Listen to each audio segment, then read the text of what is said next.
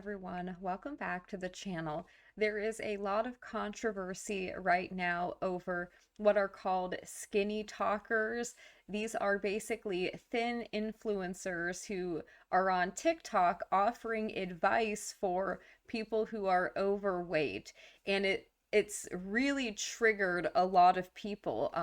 There are so many videos that have come out on YouTube calling the SkinnyTok toxic, dangerous, harmful.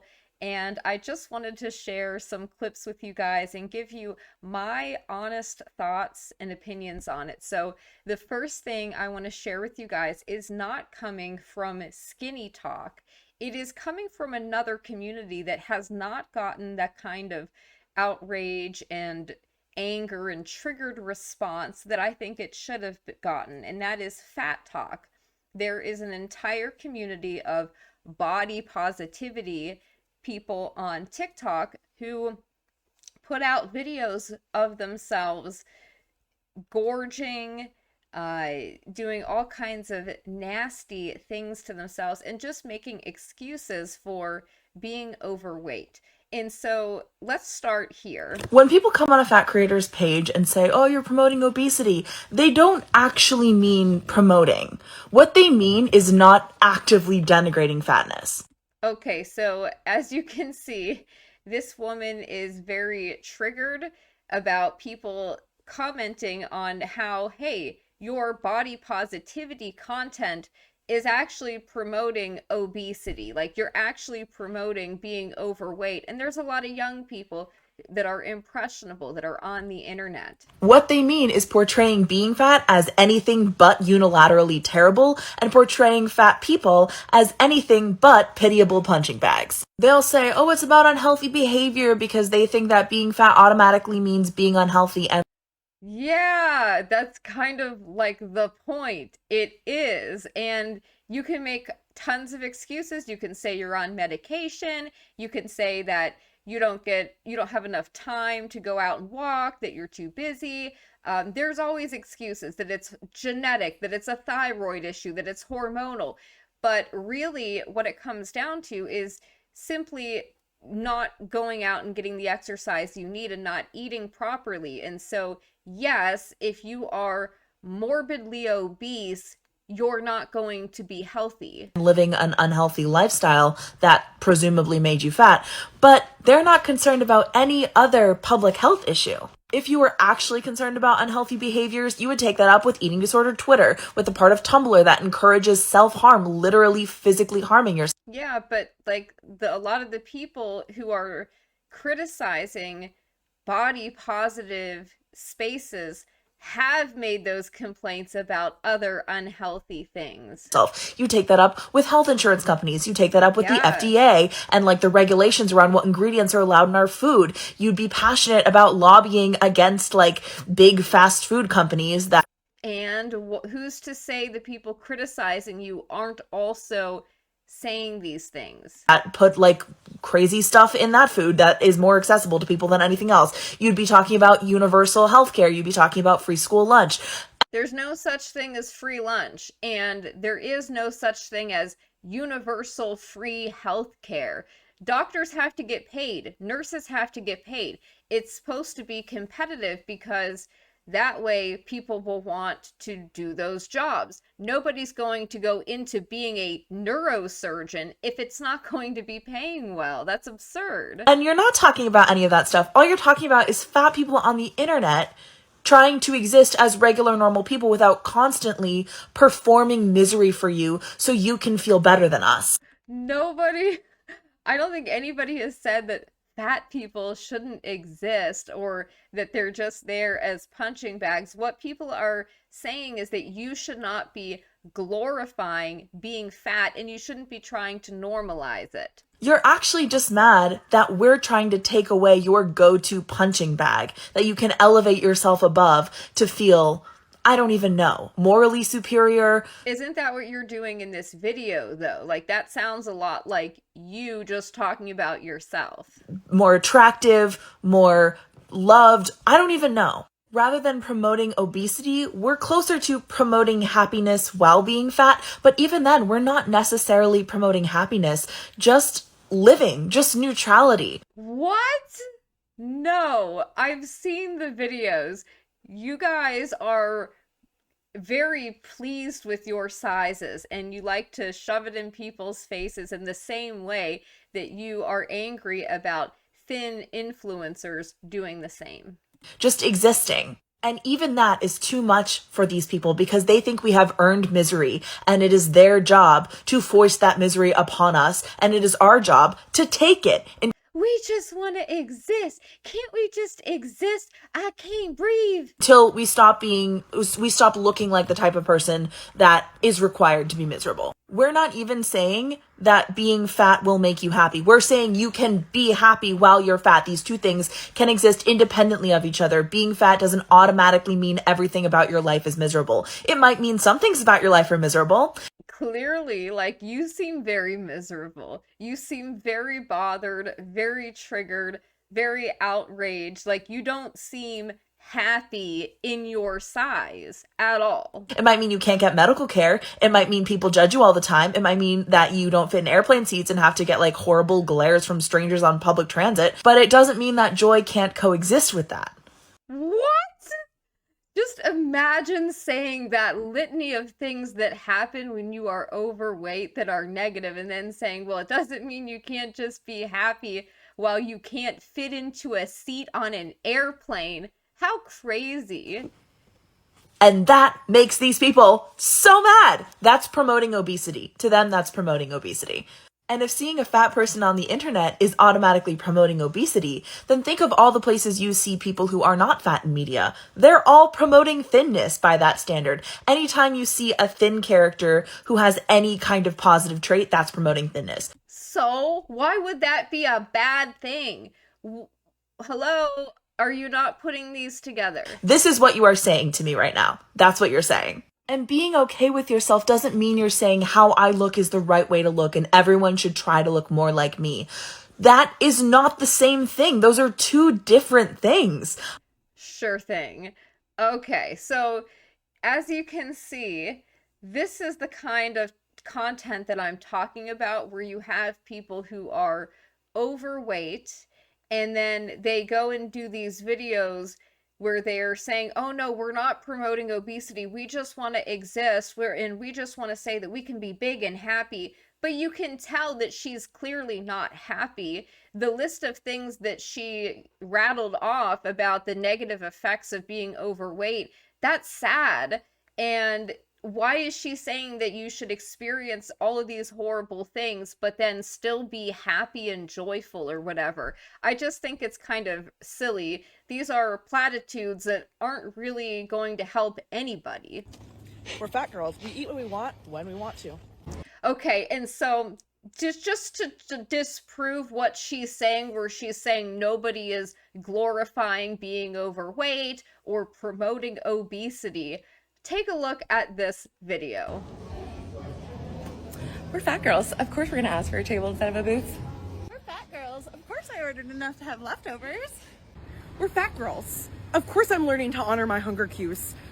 We're fat girls. Of course we save some for later. So these videos exist of these large influencers, get that, who make these videos where they are promoting being unhealthy and they're saying, "Oh, we're fat girls, you know, we do this," and acting like it's totally cool, totally fine and acceptable to be unhealthy. We're fat girls. Of course we take up space. Sorry, not sorry. We're fat girls. Of course we're unlearning generational fat phobia. We're fat girls. We're worthy exactly as we are.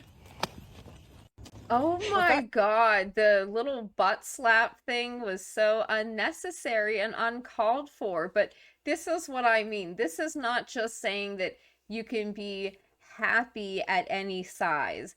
This is promoting being overweight and acting like it's totally fine and your life is totally great, and telling children who are vulnerable and impressionable that are going to see that content that this is okay and is in fact a good thing. Okay, so this is what I mean when I'm talking about their promotion of this.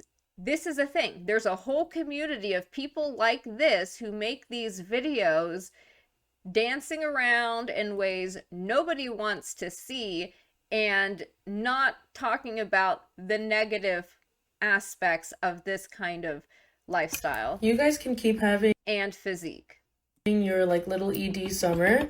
I'm having fat girl summer. Like every day in the back of my head is like fat girl summer, fat girl summer, fat. So she is referencing the SkinnyTok thin influencers, and she's very upset that that content was kind of taking off, that, gee, this is something people can resonate with. And she's saying, oh no, we're gonna have fat girl summer. Girl summer, fat girl summer. Like y'all don't even know how excited I am. I'm going to look so cunty in my bikini. And I just had ramen and sushi. Like, my life is so good. Like, it's literally fat girl summer. Like, plus size girls, this is our summer. Okay, so if your life was really that good, would you have to or feel compelled to go on the internet and talk down to thinner people, the thinner influencers, and say, oh, it's not your summer, it's our summer, because my life is so great, I just stuffed my face. Like, come on, really? Like, let them do their weird shit. I'm just, like, in my own little universe. I'm like, fat girl summer, fat girl summer, fat girl summer. It's so exciting. Well-fed girl summer, stomach roll summer, bellies out summer, no more Stomach roll summer, like, I never want to hear that again. or pale-ass stomachs from wearing the one-piece summer. Like, guys, it's time. It's time. It's time. It's time to, not be healthy and then to flaunt our fat rolls at the beach in a two-piece. And this is like, here we go again. This is the same thing that I'm talking about. Where's the commentary about how offensive this is, how toxic this is, how dangerous this is, which is what you're seeing, this overreaction to thin people talking about being skinny on the internet. It is so triggering for people, but somehow this is fine. And calling this self-love, it is not. When you are overweight, you are putting so much stress on your body, on your joints. You have a weakened immune system. It leads to all kinds of other secondary health problems. It isn't self-love to look like this, and it isn't normal. And I understand that, I don't think we should be mean to people who are overweight and who are struggling, but I don't want to see this kind of content on the internet because I don't think it's good. Like, America has an obesity problem. You know how many little kids struggle with obesity? Then they're going to see stuff like this and think that this is somehow normal or okay. It's ridiculous. You want that dessert? That's fine. Eat a dessert. So these are the thin influencers that are causing so much controversy. And when you listen to it, like, I was expecting to hear something a lot worse because people are so triggered by this content, and it really doesn't sound that unnatural. I don't know how to this is just like normal stuff, I guess, or normal common sense talk. I'm having one after this. But what I'm having for dinner, So she said she's having a dessert for dinner or after dinner. isn't a number one from McDonald's. It's healthy carbs, healthy fat, healthy protein. So when you have your dessert, you don't feel guilty. Balance is key, ladies. Balance is key. Oh wow, so triggering. So triggering because this lady said that, that balance is key. Run to get food the moment your stomach starts growling? I can't with you. I hope you're ready because I'm about to give it to you.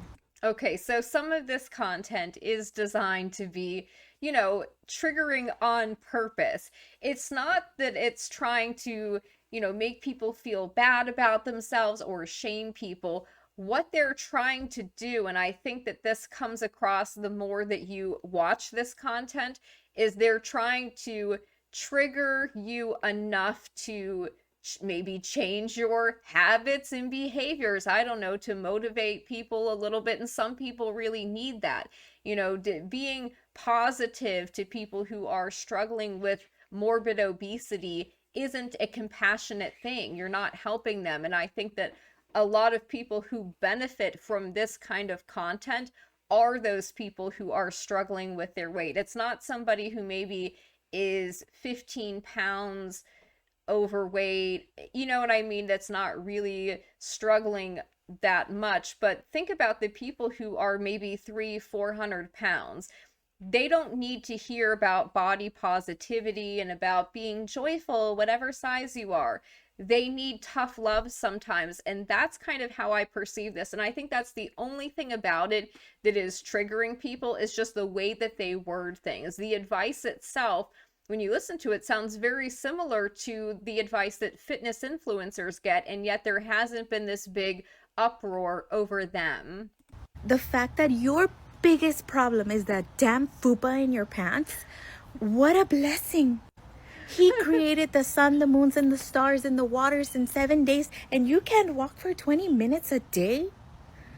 Embarrassing. She's got a point, right? And yes, it is embarrassing if you can't walk for 20 minutes a day. Sorry, I hate to tell you that if you didn't know, but it is. That's not healthy. It's not a good thing. Everybody should be able to walk for 20 minutes a day. It's very low impact. I mean, you don't have to jog or anything like that. So she has a point, right? I get that the way that some of these people talk can come off as like mean girl, but who cares if the whole point of it is to try to help people who really need the help? You don't need some fucking motivation. You need some damn self-respect. And to that, let's sprinkle a little bit of gratitude. Self-respect and self-control. If you are tired of being built like a Buffalo Big Back, if you are tired of being built like a Roblox Cube, if you are tired of being large and in charge, give me 30 seconds of your time, because I'm going to give you guys tips on how to glow the fuck up right before summertime.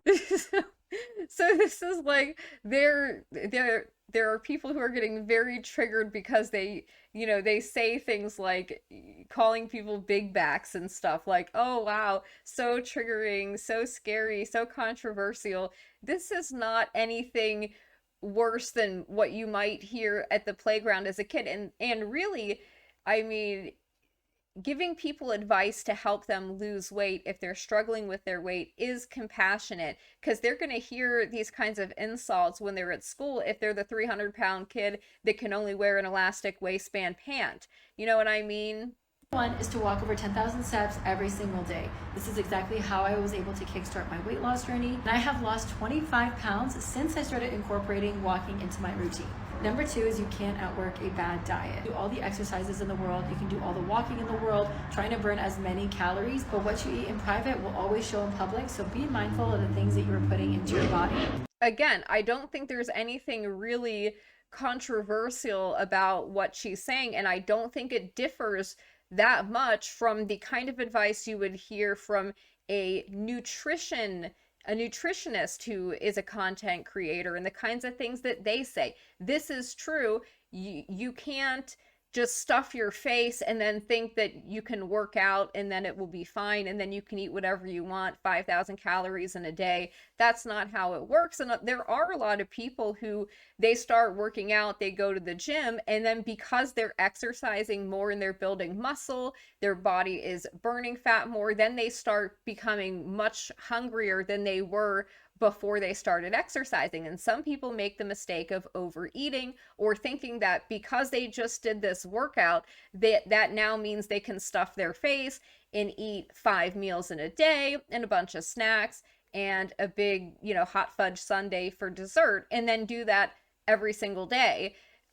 Because they're going to the gym for an hour every day, then they're not going to see progress. And that's all she's saying. And again, this doesn't really differ that much from what like a fitness influencer would say. I'm not saying to restrict yourself. I'm saying to follow a diet that works best for you, which incorporates a lot of whole foods, less processed foods, less carbs, less sugar if you actually want to see results. Number 3 is making sure that you are drinking enough water every single day. Some of you guys are literally walking the planet looking like a dried up raisin. Water is good for your gut health. Water is good for your skin health. Water is good for your digestive health. Water helps everything flow nice and smoothly, so drink your water. Next is removing dusty, musty, crusty people out of your life. I'm talking about friends. So I don't see anything here that is promoting any kind of like disordered eating or unhealthy behaviors or anything like that. This is pretty standard advice. We've heard being hungry and staying hungry are two different things. I'm here to tell you that it's okay if you're hungry. You're not going to pass on to the afterlife. When you are eating the amount of calories that your body needs and you're still hungry, get comfortable in that hunger. You'll be fine. Yeah, so and this too, I don't think that this is particularly egregious. She's right. There are some people who need to hear that, who need to, because there are so many people who boredom eat or they do emotional eating. And there are a lot of people that, because of the toxic chemicals in so many processed foods and things like that, it does mess with the body's signals. So there are foods that are literally designed to be addicting, to be super super nice tasting. They're designed to basically make you crave them and want them more. And this has thrown the body out of whack, and so many people have their signals messed up where they think that they're hungry and they feel like they might be hungry, but they're really not. Like, you just ate lunch 3 hours ago. You're not that hungry. You might feel a little hungry, but really what it probably is that you're bored, or there's something else that you're trying to avoid. The person who was overweight, over 100 pounds, those signals are misfiring. And I remember being told, coaches and trainers, like, we don't want you to be hungry, you know, so like eat this, that. And I'm here to say, don't do it. And don't listen to them. It's the biggest crock of, you know what? Do you think our ancestors ate the minute they felt hunger? No, they didn't have food available 24/7. Our problem is the minute we feel hunger, we reach for food because we do have food available 24/7. You're so That is actually a very good point, and it's something I've heard the other SkinnyTok thin influencers bring up, which is the fact that historically we did not eat as much as we eat now. We eat way more now than we used to, and this is obviously having an effect on people, you know, with the obesity crisis being what it is, particularly in the West. You have people who have sedentary lifestyles. They're not out working in the fields, you know, like they used to be back in the day, where you're active, you're having an active lifestyle, and then you're still not eating that much. We have people now who are sitting at a desk all day for 9 hours a day, and they get, you know, fast food on their lunch break. They get pizza, big burgers, juicy burgers, greasy fries. They're eating like 1,000 calories while just sitting at a desk all day. And then by the time they get home from work, maybe you've got a long commute, you know, most people they're not going to have time to exercise. Yeah, you should go out and walk or something like that if you're able to, but you know, there's a point to be said for when people are sitting at a desk all day. You know, you can put a bag of chips there, you can bring snacks and just literally snack all day long while just sitting around and not doing anything, and it's not good for you.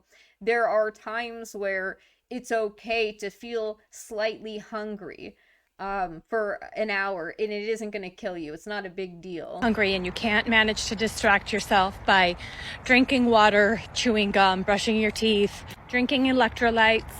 Literally go do something and get moving, because you can distract your mind from hunger.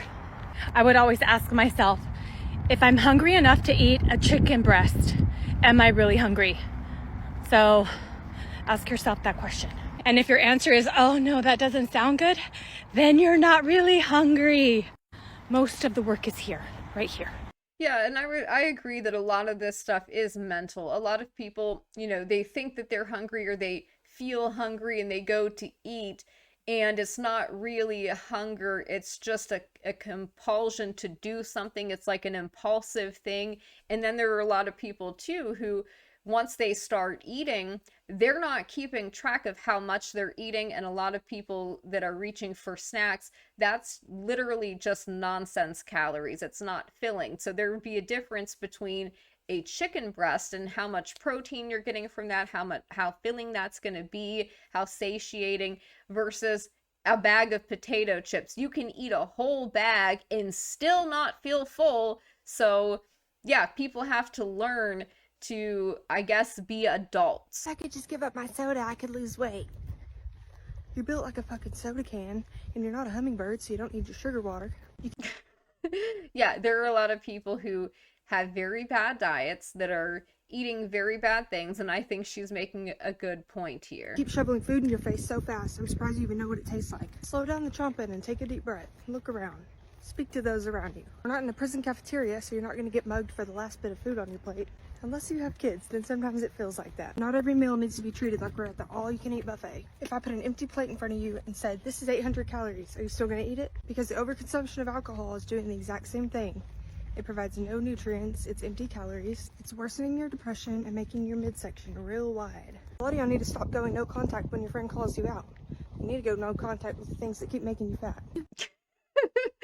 So this is the kind of like, this is the general, a very good representation of kind of like the SkinnyTok, thin talk influencers and the kinds of things they say. They'll say some funny stuff, but when you really listen to it, I mean, she's actually giving good advice here in between her kind of, spicy commentary, which I think is funny.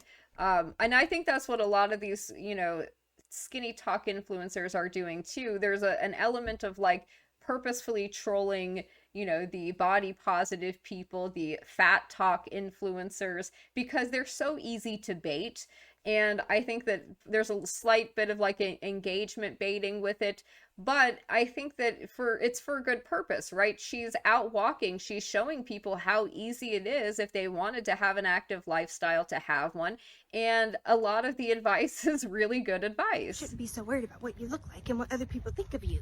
They're honestly right, you shouldn't give a damn, but when your pants don't zip up, you need to be pissed at no one but yourself. I think we should normalize being able to scream out loud when things don't go your way. Have you ever tried to zip your pants up and they don't button and you just want to fucking scream? I think you should start screaming. Whatever it takes to get you pissed off and your feet in motion. If you get mad at people on the internet for having discipline and promoting discipline, you have no discipline yourself. Do you really have to measure all your food and everything you eat? Oh, just eat, just eat. Just eating got me so fucking fat that now I have to measure every single thing I put in my body. I think we should normalize calling people out for calling you out on chasing your goals.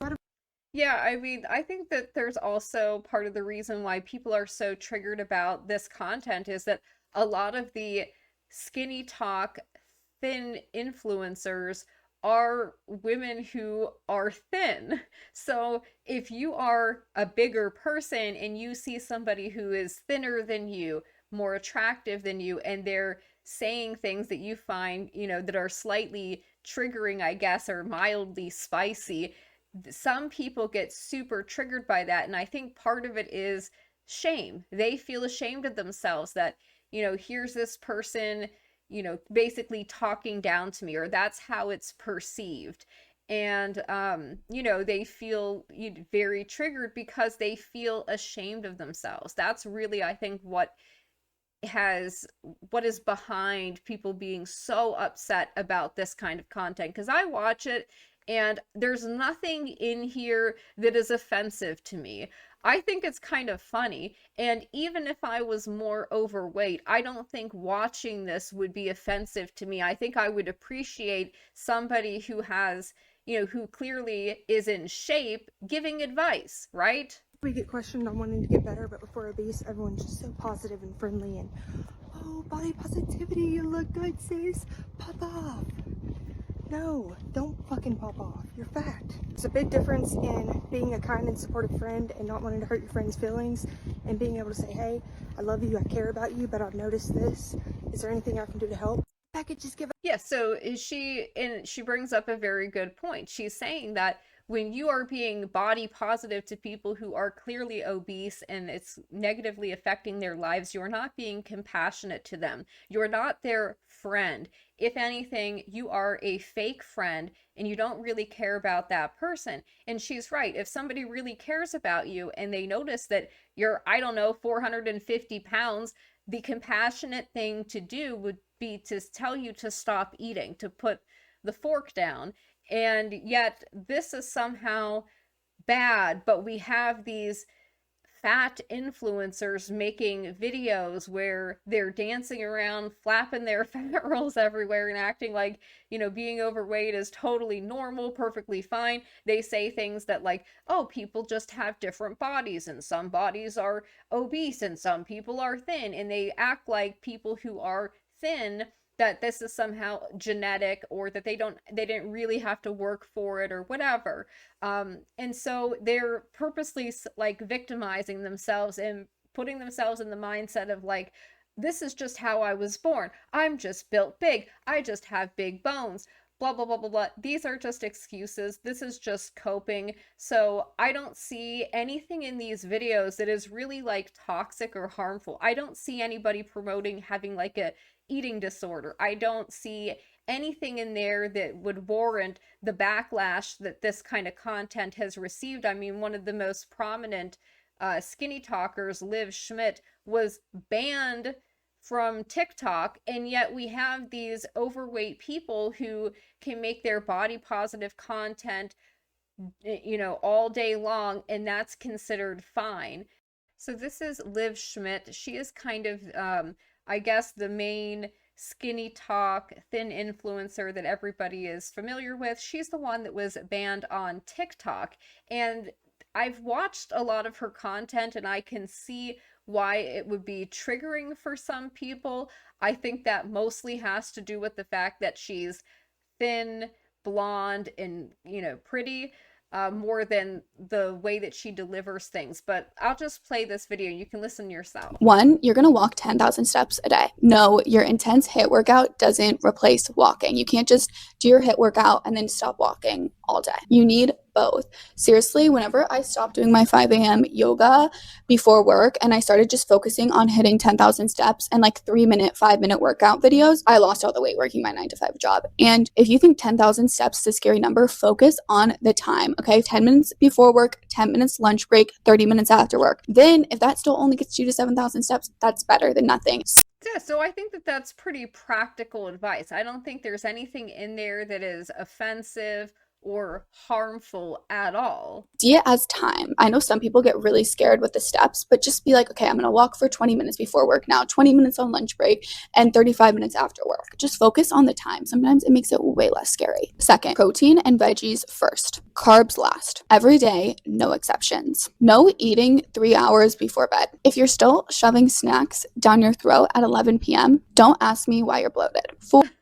So this is like the mild things that she says that has caused such a crazy reaction that she would be banned on TikTok. It's really just kind of, she says, trolly type comments like that, but it's interspersed with her giving practical advice.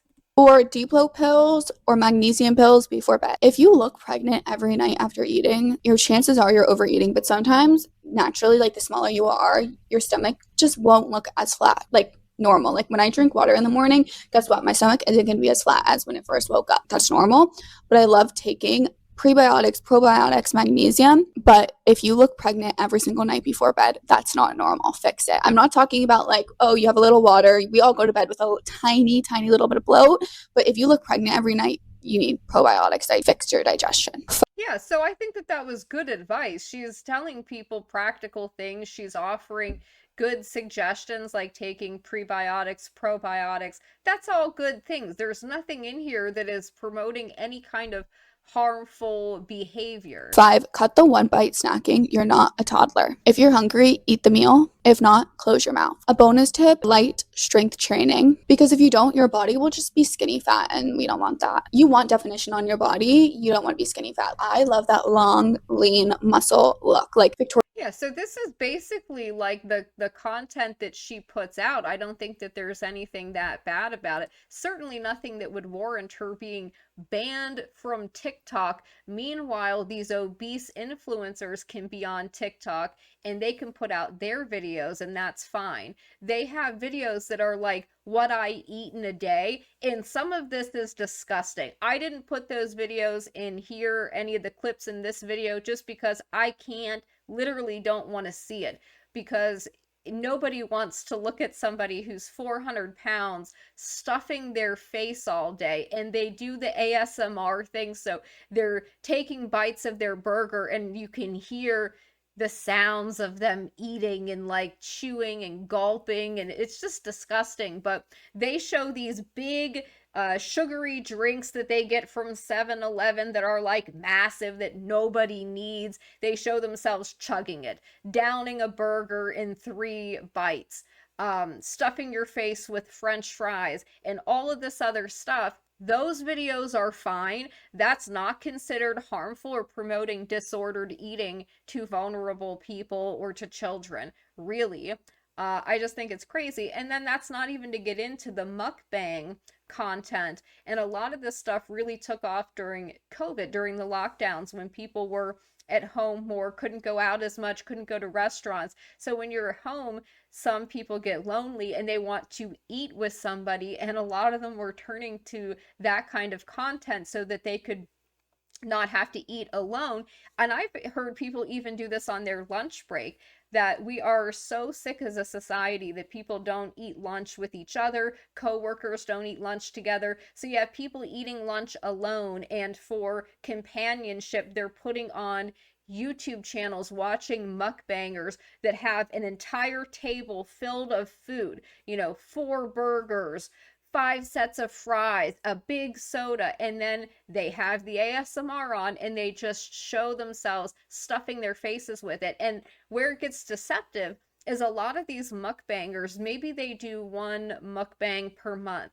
Well, they're not showing you how they eat the other 30 days of the month, where maybe they're eating in a calorie restriction and going to the gym so that they don't become morbidly obese from the mukbangs. But then you have obese people who are doing the mukbangs as well. And I think that's far more dangerous, far more toxic and harmful than some thin people going online and saying some, triggering comments and calling people some names or whatever, and then giving their advice in between.